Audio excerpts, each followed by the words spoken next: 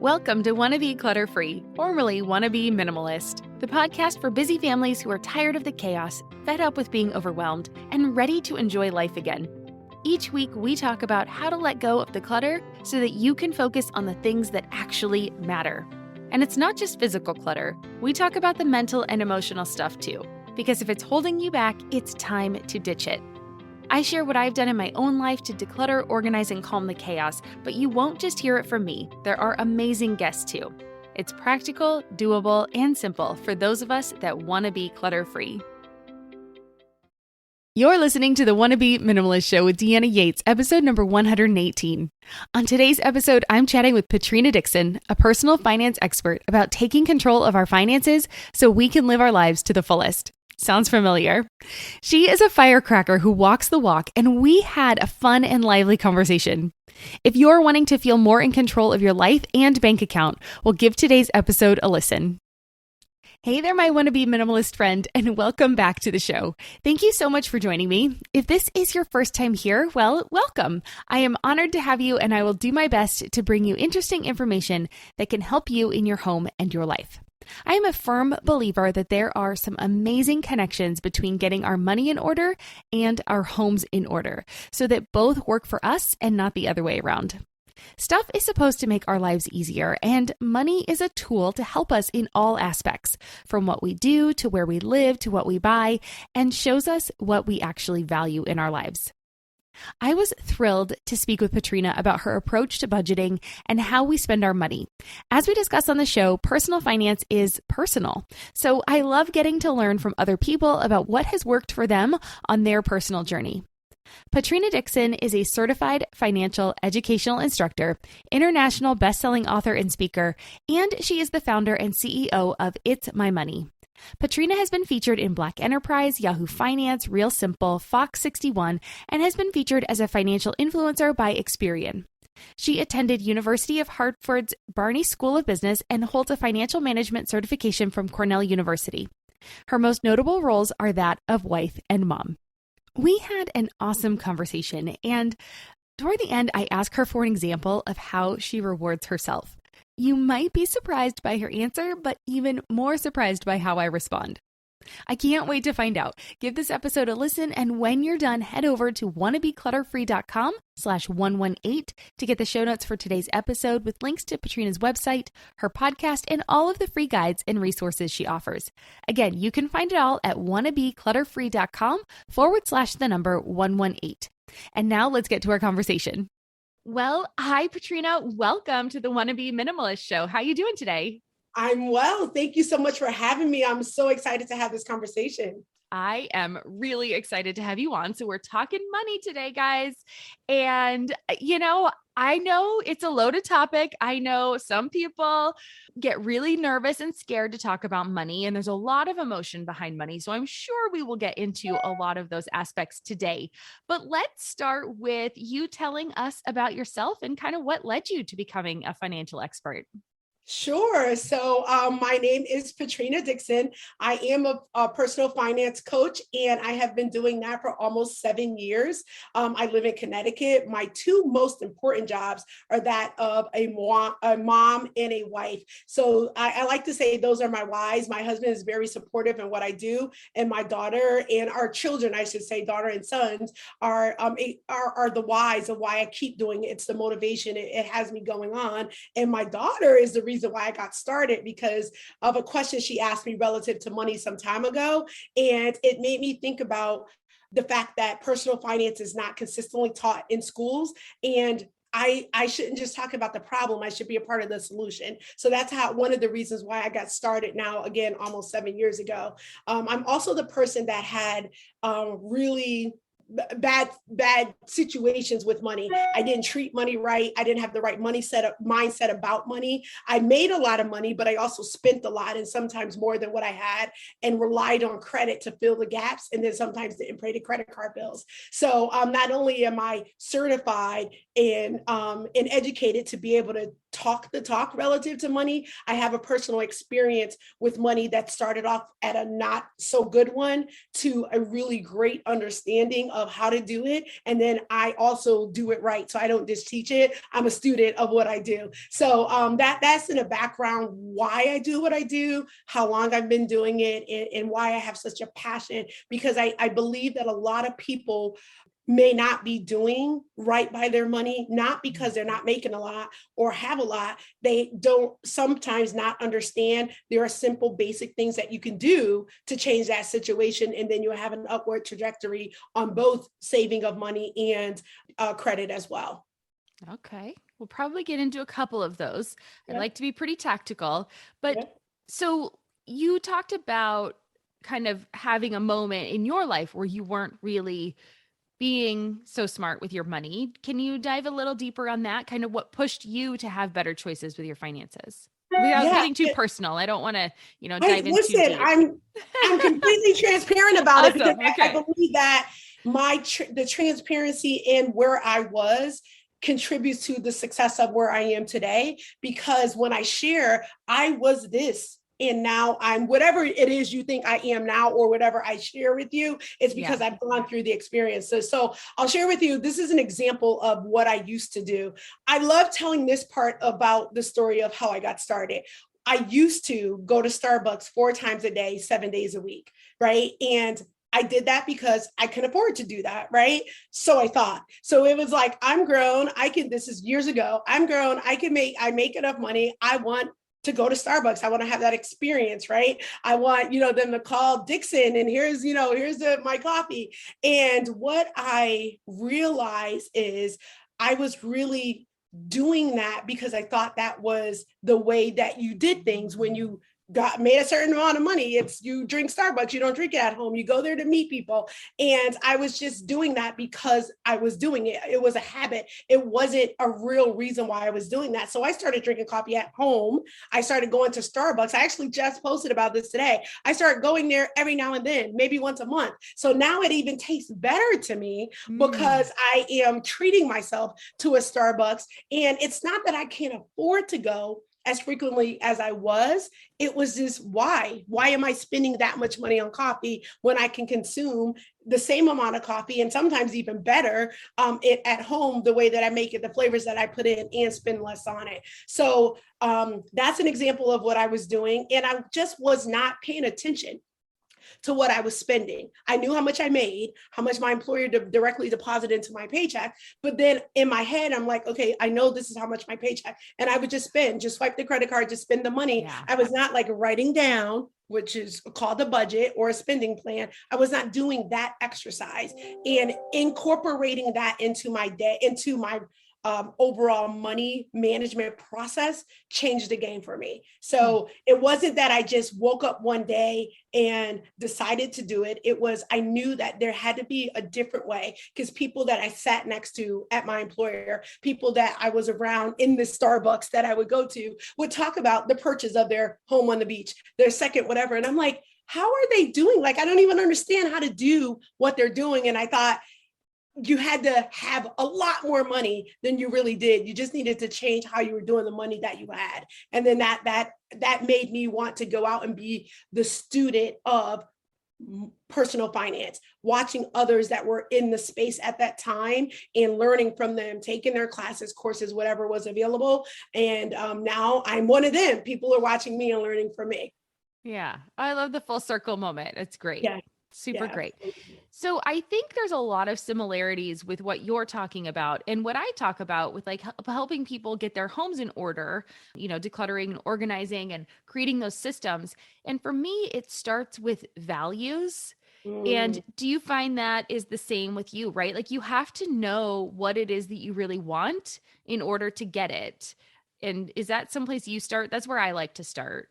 Yeah, absolutely. And I call that, so that is a way to categorize it. It's also why when I talk to people about saving, it's the why, like, why are you even doing this? For me, it was, I am frivolously spending my money. And if one pay direct deposit didn't go in, everything would blow up. So it was like, why am I doing that? So the value, right? Value in I would also say be intentional. So why are you doing what you're doing? Yeah. Why are you even going to work? Are you going to work just to pay bills? So so value and appreciate what you're doing, and then understanding why you're doing it so that those become very evident. And then your goals stack up against that, which is managing your money well so that you don't have to work for the rest of your life. That's how Yeah. I. So that sounds great.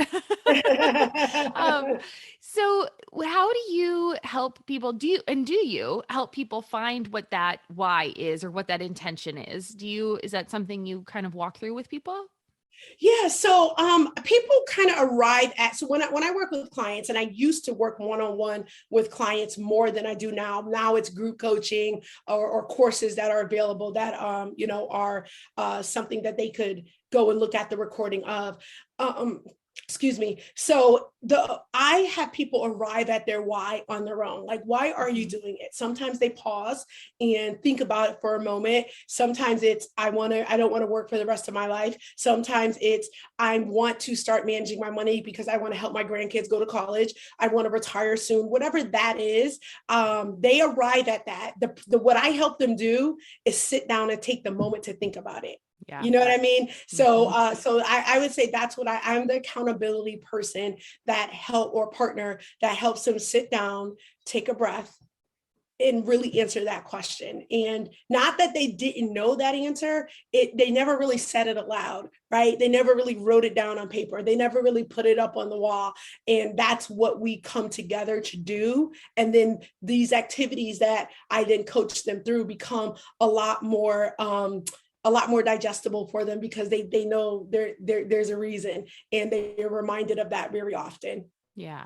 Yeah. I think it's great. And it's one of those things I have to do it too. Like I have to remind myself why I do it. So it's easier to get up in the morning and do the hard things not like you said, not stop at Starbucks on the way home because no, I'm going to take that $5 and I'm going to put it toward this other thing that's going to help me be able to later grow and I can buy all the Starbucks I want. Yes, or Without invest stressing in it. about it. Right. Because exactly. that's You invest exactly what it I so did. that it grows, so that you can do Exactly. whatever later.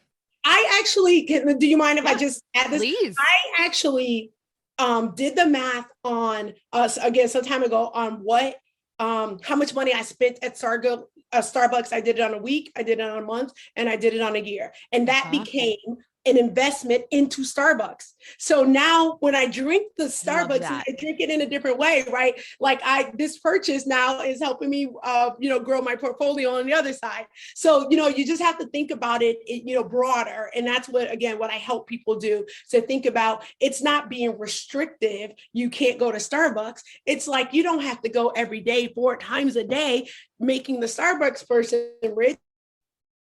You can go infrequently, still enjoy it, still also be a coffee drinker, and then have a win from Starbucks by way of investing into it or whatever that is. So for me, it was Starbucks. It could be something else for somebody else.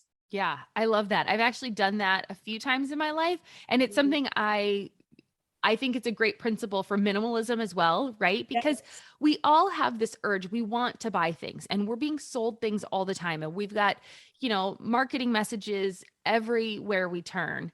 Yes. And so sometimes when I feel the urge to buy something, let's take a laptop, for example. I've had my lovely laptop since 2013. Wow. So it's handy dandy trusty. And, at some point I'm going to want to replace it. But I ended up, instead of buying the laptop, you invest in the Apple stock, right? Yeah. So it helps you then kind of scratch that itch of buying something, but you're investing in yourself because you are giving, you're building up your future because my computer's doing just fine. Yeah.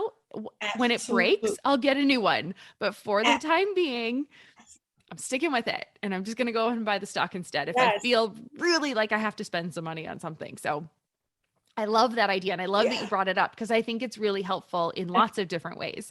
And that's, I think, why I love tying money with minimalism. I think there's a huge correlation. And so I love always talking with money people. So it's super fun for me. So let's talk a little bit about our kids and money. You are a mom and your children are grown now. I have a 9-year-old. And so I think it's that those money lessons are becoming a lot more important for her at this age. I remember a lot of stuff from when I was 9, 10. They're really impressionable years. Yeah. And so I want to make sure that I'm setting her up right. So what kind of advice would you give someone in my shoes where, we have a child that's kind of starting just now to learn about money? What do you think we should do? I'm Margaret. And I'm Amy. And together we host the podcast, What Fresh Hell? Laughing in the Face of Motherhood. Margaret, I would say you're sort of a where are my keys kind of mom. Correct. Sometimes a where are my kids kind of mom. Well, you're, Amy, more of a we were supposed to leave 35 seconds ago, mom. I mean, touche. In each episode of What Fresh Hell, we come at a topic from our usually completely opposite perspectives. I bring the research. And I bring kind of the gimlet eye. Like, is that research really going to work, people? And almost 10 million downloads later, we're still laughing. We also talk to experts in the parenting field, plus parents with stories we can all learn from. We make each other laugh, we challenge each other's assumptions, and we have what we think is the best parenting community on the internet. Check out What Fresh Hell? Laughing in the Face of Motherhood wherever you listen to podcasts. Yeah, so a few things I'll say. The first thing is don't talk negatively about money around them. Oftentimes we talk about, we can't go to McDonald's, I don't have enough money, or, even if you're not talking to your daughter, you said, right? Yeah. You and your husband, your spouse, your partner, whatever it may be. I can't believe you spent this money and this bill and that bill. Like, don't have the negative conversation about money around children, because that's how they would think about it. And that's how their mindset will begin to form relative to money. So keep those, not to say not to have conversations about money, but don't have money be a negative thing. And then the second thing I'll add to that is do money activities with your children. Like, bring them, like for me, this was pre me being a coach. When my daughter was still at daycare, I got up from work. I tried to make the stop to the bank and do all those transactions before I got her, because I didn't want to bring her in the bank, or she was hungry and we're in the drive-through and she's in the car. You want to incorporate or include them in those sort of activities. Like I was reminded of another family that would bring their young ones, 9 years old, into the bank. Tell them what you were depositing, have them write out the deposit slip, and sometimes take money from the teller out of the bank, because children will grow up if they only see you taking money out of the ATM thinking that's where you go when you need money. How does the money get in there? They have no idea how that happens. So, having that conversation about how the money gets into the bank so that you have it to take it out of the bank. So I think that's another thing. And then include them in like choices. What kind of cereal do they like? Like, letting them understand the difference between the two. Sometimes buying the other one that may not be the brand name one, letting them eat that, or not even showing them that it's maybe show them that it's non-brand, and somehow incorporate that conversation, and then let them taste it and see that it tastes the same. So you don't always have to buy the one that you see on TV all the time. So things like that. So again, I would say not talking negatively about money in front of them, incorporating them into banking transactions so they can understand how money goes into the bank. Therefore, you're able to take it out. And then, to what you feel comfortable sharing with them. So it may not be your paycheck versus something else. Maybe they see you put the 20 in and you can take the 20 out. And then start early on not having them needing to have brands, because it'll start with cereal, right? And then it'll be the sneakers, and then it'll be the next thing that its brand is the only way. So those are 3 ways that I would suggest a parent of like a 9-year-old, even younger, to do. And then know, because I'm gonna just tie this question because I get it a lot. What age should you start? You said 9. Some listening may have children that are younger than 9. This is just a general rule that I give. If they can recite the words to your favorite song without any prompting, then they're ready to learn about money. And the reason why I say that is they are able to do that because they hear it often. So if you talk about positive money affirmations or activities or tasks, then they will recite those. They will begin to ask questions because our young ones are inquisitive. So if they are, and I'm not saying there's anything wrong with them reciting songs, I'm saying they can remember things well enough and tie them accordingly. Like, I'm always impressed on TikTok. I see see young people, young children doing the dances. So that means they memorize them, right? They're watching them and they're mimicking them. They will mimic activities as it pertains to money if you put them in front of them. So age appropriate, but I think you should start when they can retain a full song with a full dance. They're absolutely ready. Oh, that's really good. I've thought about that with like food, right? Like if you go to, you are always getting takeout or something, your kids might not understand the ingredients that go into the food. And I hadn't really thought about that, relating it to the bank teller. Yes. That's interesting, to think like, okay, and we go put the money in here and it comes out. And then you could also mimic that at home. I mean, we mimic it with toy kitchens and, teaching kids how to cook. So why couldn't we mimic it with a toy store, like not a toy store, but like pretend store where, they come, they spend their money, we take it to the bank. Maybe they could play shop owner, like those kinds of things. I find that really fascinating. That's a really good point. You're and welcome. Obviously, starting younger than 9 is ideal. But I'm just making sure that we're having those right conversations now that she is 9. And I think we do a decent job of it. But we have taken her in the bank, but I hadn't even thought about that. Like, that moment of like, oh, right. She should know, like, it's a check, right? Here's what a check is. And we put it in, and then you can actually take the money out once it settles. And, obviously being age appropriate, like you said, we can get really complicated. But because I'm admitting, so going back, I always like to pepper it with my own experience. I remember when I would bring my daughter to the bank inside of an actual branch, it was like, get the lollipop, and she's eating the lollipop while I'm like taking care of it. Not, so she's with me. So she is seeing that I'm in the bank and I'm doing something. But if she doesn't even understand the concept of what the building is, then they're not connecting why you're whatever you're doing at this counter. They just know that's where I go to get the lollipop. You know what I mean? So it is, pulling that all the way through. You can certainly get the lollipop, but let's talk about why we're here.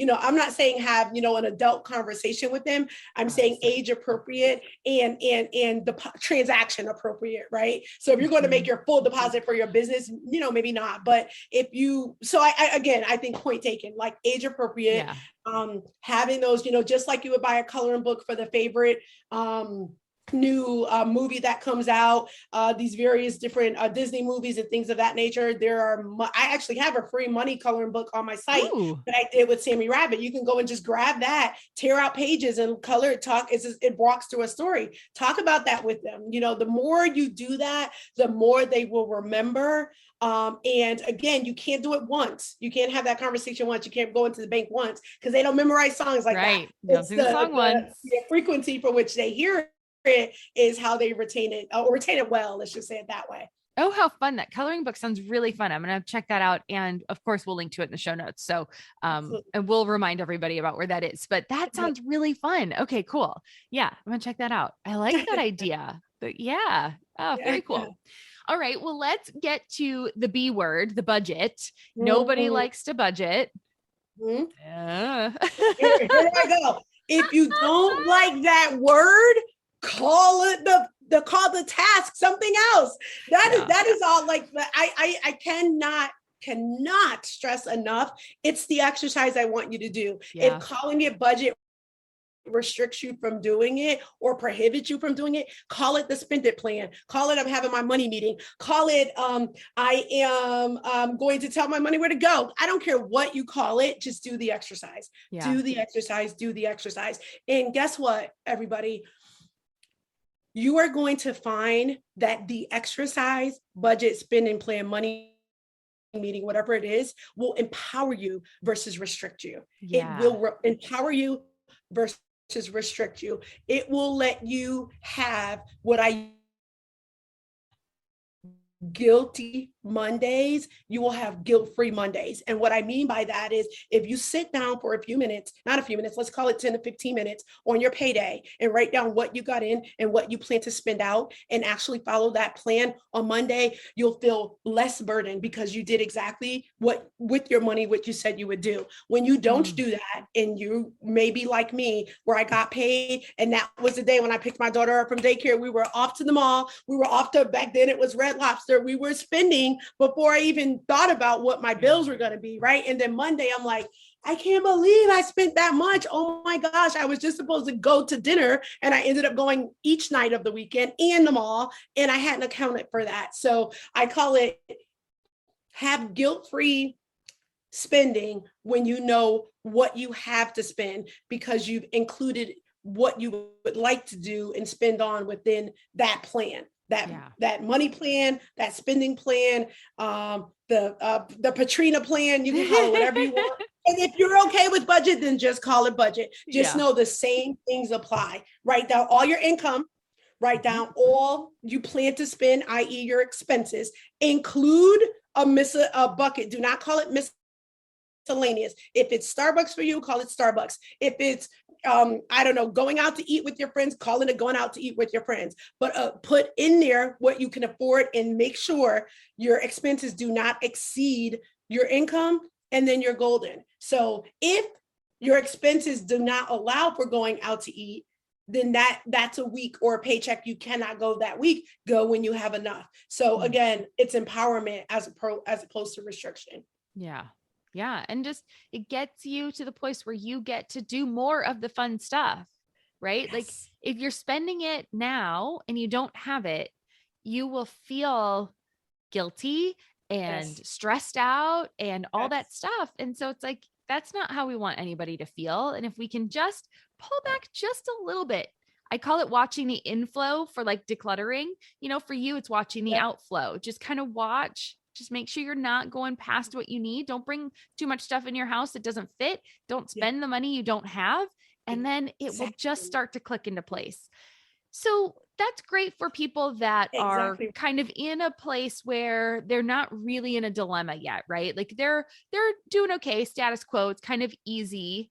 So what happens if you've kind of dug yourself into a hole? Do you have any tips or good suggestions for starting to get yourself out of that doesn't feel just overwhelming and super stressful? Because I think that's a lot of people. Yeah. The first thing is have an appreciation for delayed gratification, right?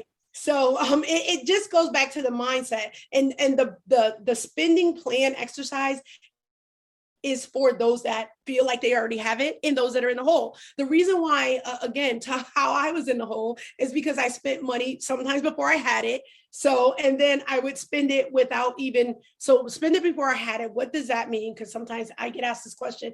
That is, if you have an account at a bank and they allow you to use the card or write a check and they say you have paid, I forget what it's even called because I hate the process, but it's called when they, I can't think of it, but they go ahead and pay for your overdraft protection. That's what it is. Yeah. Overdraft protection. That is not your friend. That is not your friend. What that means is spending money before you have it. That is what I did. That is what a lot of people come to me do. Bank is doing them a favor. No, that's $32 per transaction. So if you are doing that, that means you please sit down and budget because you are spending. And sometimes people do this, get paid on a Friday, they spend on a Thursday. So again, they needed to immediately do something. They really didn't have the money and it was less than 24 hours before they had the money. So now they paid $32 extra.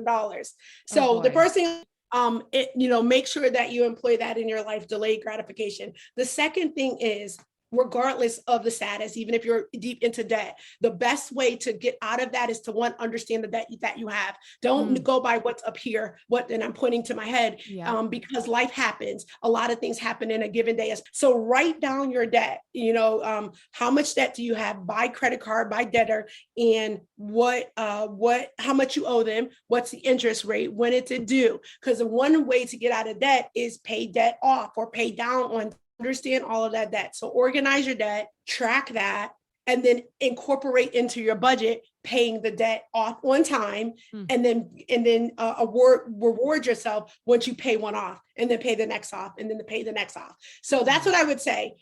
First of all, you're not alone. That's what Yeah. I will say. You're not alone. Don't think you're the only one. Don't think, oh my gosh, I messed up. I'm embarrassed to tell anybody. It's okay. And personal finance is personal. What does that mean? That means that even if you make the same amount of money as somebody else, it doesn't mean you have the same expenses or you have the same goals. So your plan is your plan. Nobody knows what's on your plan, right? And you develop your plan based on your own income and you pay off your debt based on your ability to do that. Don't get overzealous because you're listening to this podcast. You need to do it the way that you can do it where you're not neglecting one thing to do another. So organize your debt, track it accordingly, incorporate the paying off it into your budget little by little. Once you do pay off something, reward yourself. And that reward could be an ice cream cone. It doesn't have to be right. Go out and buy yourself a piece of jewelry. You know what I mean? So that's what I would start off.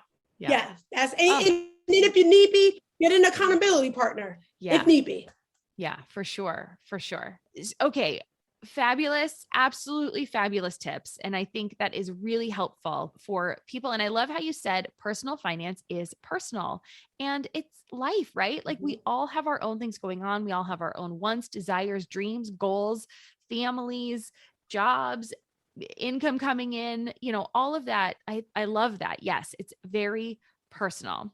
And so, yeah. Okay. What do you suggest for building that life that we love, but on a budget that we can afford? So I think we conceptually understand that idea. Like, okay, yeah, I can't spend more than I make or whatever, but do you have any kind of do you suggest try to save 10% or, I don't know, is that kind of how you ascribe it? Or how would you recommend people start to kind of build that life that they love, but on a budget we can afford?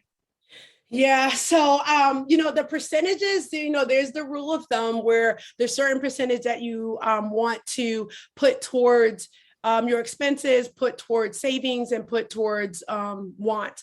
Here's what I will say, and I know that people don't like that. I just always revert to this: is you have to look at what your budget can afford. And what I encourage you to do is pay yourself first. So what does that mean? Even if you are in debt, deep in debt, I still encourage savings. I encourage savings by way of automation. So if you work for an employer, you can create a savings account. I encourage online savings accounts because they yield the highest interest rates, and you can put $10 every time you get paid, put $10 into that account.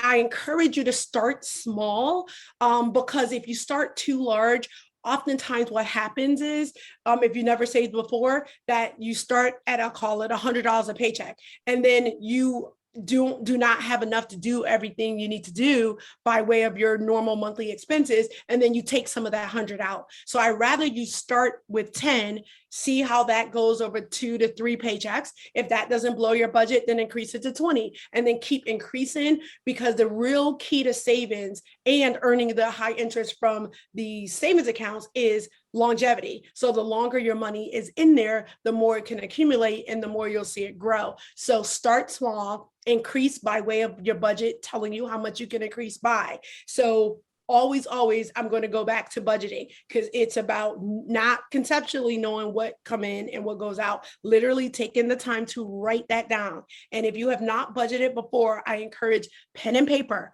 Become intimate with your income and intimate with your outgoes or your expenses. And then if you want to graduate to an app or something electronically like an Excel spreadsheet, then do that. But pen and paper will for sure get you a lot closer to the intimacy with the money. And when you're intimate with something, you don't want to hurt it. You want to do well by it. So that's why I use that term as it pertains to the process. Oh, I love that. Well, and I love that you're saying it doesn't have to be big to start. Anything is good to start, right? Just start where you can. That's right. $5, $10. And yes, give it that moment to kind of, okay, that worked. Great. Yeah. Let's do more. Oh, that worked too. Okay, let's do more. And then it almost turns into a game because you've been doing it and it starts to feel good. And so then you want to do more and you want to contribute more and you want to spend less on these other things because this over your savings account over here is growing. So I love that approach. That's a really good one. Yeah. Okay. I have a fun question. Okay. What's something that you what's something that you spent money on after you had saved? Like what was kind of a big splurge for you since you've been doing this for a while? Oh gosh. So those that know me, I am a designer bag girl. Oh. And oh yeah, Louis Vuitton is my joint. No. So I would probably want to say so, but my husband does buy some for me. So probably my one of my bigger purchases was a Louis Vuitton purse after I had gotten my money right, paid off some debt. So, because it's one thing to pay down debt and another thing to pay off. So when I paid off a few things, I'm like, I've been wanting this Louis Vuitton bag. I felt such a sense of accomplishment that I was able to go into the store and actually purchase it. I didn't have to go secondhand. I didn't have to do any of that. So that was my first, I would call it splurge. After I gotten on the other side of money mindset, other side of actually paying off debt, actually increased emergency savings stock. So that was it. And so yeah, I'm a bling bling and designer bag girl. Oh, but I do funny. I do it delayed. Even in that situation where I had and could afford it, it was like, I don't want the newest one that came out. I want one of the classic ones.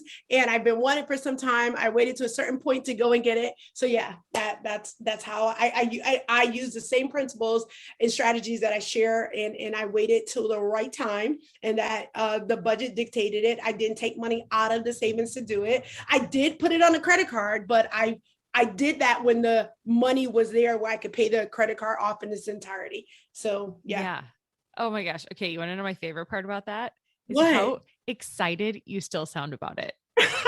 Yes, because it was one of those things where I didn't even think possible, right? Like I thought I had to always go to New York and get the knockoffs. And it was like, I want real purses because so that's a different conversation because I see them as assets if you keep them up and you don't have pin marks and all that. So anyway, that's a different topic because people feel differently about that. But that is my thing. And that was my first, I'll call it splurge purchase. And then after that, it then became the vacations, going where I wanted to go whenever I wanted to do that. But yeah, that was the first one right after, I'll call it, I was on the other side. Well, and I'll say, even as a self-proclaimed wannabe minimalist, I don't think stuff is the enemy. Like, I don't think that we have to live with nothing. I don't think that we have to not get that purse if that's what jazzes you up. And again, personal, right? That purse would not jazz me up the way it jazzes you up. Like, that's great. But the thing is, it's what made you happy and what really helped you reach that goal. And you saved for it. You had the intention. You were very purposeful on it. You knew exactly what you wanted. So it wasn't an impulse buy. And so I think it's fabulous. I know that might actually surprise some people, as someone that's a minimalist. And I'm like, yeah, you go get that purse. Like, that's great. Because honestly, with how excited you still sound about it, like, it still jazzes you up. And I think that is awesome. And those things that kind of lift our vibe up, I think it's absolutely fabulous. So that was a fun question. I'm glad I kind of just threw that one in there. Thank you. I'm glad you had something you actually had, really splurged on and gone out there and loved. So, well, Patrina, this has been such a fun conversation and you're just a delight. And I just love your energy. And I know other people are going to want to find you. So where can we do that? Absolutely. So my website is itsmymoney.info. Itsmymoney.info. That's ITSMYMONEY.info. And I stress info, it's not .com. I'm also across all social platforms. So that's Instagram, Twitter, TikTok, and Pinterest. And my handle on all of them is at itsmymoney_. So it's the @ symbol, and then it's ITSMYMONEY_. So those are the two places where I play. I also have a YouTube channel, and that is It's My Money with Patrina Dixon. So I had a wonderful time here today. Hopefully your audience enjoyed the tips that I had to share. And I would love for those that found interest in what I had to share today would check me out. So grab those links that will be in the show notes. Absolutely. Well, and like I said, yeah, we'll have everything in the show notes so that if you are just a click kind of person, you can just go on over there and just click right into them and you'll be taken to Patrina's info. But we are not done yet because I like to end each interview with 3 rapid fire questions. And so the first one is, what does minimalism mean to you? Oh, it means simple. It means simple, just as simple as that. It means simple, less chaotic, less stress. Great.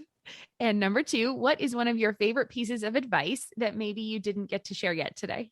Live your best life. Life is too short. Live your best life. And if money is prohibiting you from doing that, back to the first question, it's simple. Start with a budget. Don't overcomplicate it. It is time to live your best life, whatever that is for you. Yeah, so good. And number 3, what is making you happy right now or in this season of your life? Oh my gosh, that I get paid to talk about what I love, and that is personal finance and entrepreneurship. Like, I love the fact that I found a way to monetize things that I enjoy talking about. That's a good one. That's super fun. That is happy, right? Yes, I love that so much. That makes me happy. That gives me the freedom to have more time with my family, my husband, my mom, my daughter, and friends. So love that. Oh, so good. Well, Patrina, thank you so much for joining us and these wonderful tips on, how we can kind of use our money to create the life we really want to be living. So thank you so much. You're welcome. And if I forgot to say this, if you want a freebie, you can go to my website, itsmymoney.info, and go to my resource tab. You can grab a free budget sheet, a free debt tracker, and or coloring book for the kiddos. Yeah, cool. Okay, we'll make sure we link to that as well. Thank you. Awesome. All right. Well, have a great day. You as well. Deanna, thanks for having me on. Of course. Cheers. So what'd you think? Were you surprised by her splurge in my response? I'd love to know. Come on over to the Wannabe Minimalist family group on Facebook and share. I'd also love to know if you had any big aha moments. Your insight can be just what someone else needs to hear on their journey, so let's build each other up and encourage one another. And thanks again to Patrina for joining us on the show today and for sharing some great advice. Remember, you can grab all of the resources she discussed by heading over to wannabeclutterfree.com/118. Again, that's wannabeclutterfree.com/118 to get your copy of the guides and to find out more about Patrina. And as always, thank you for joining me too. If you made it this far, I would be absolutely thrilled if you left me a review on Apple Podcast. Your reviews make my day, and it helps me be able to book more guests on the show for you to discover and learn from. I hope you have a wonderful day, and I'll see you back here next week when I'll be chatting with Miranda Bauer about postpartum. It's not a topic that we discuss much in our society, but I learned a ton, and I think you'll enjoy it too. I'll see you then. I'm Deanna Yates, and you've been listening to the Wannabe Minimalist Show. Cheers.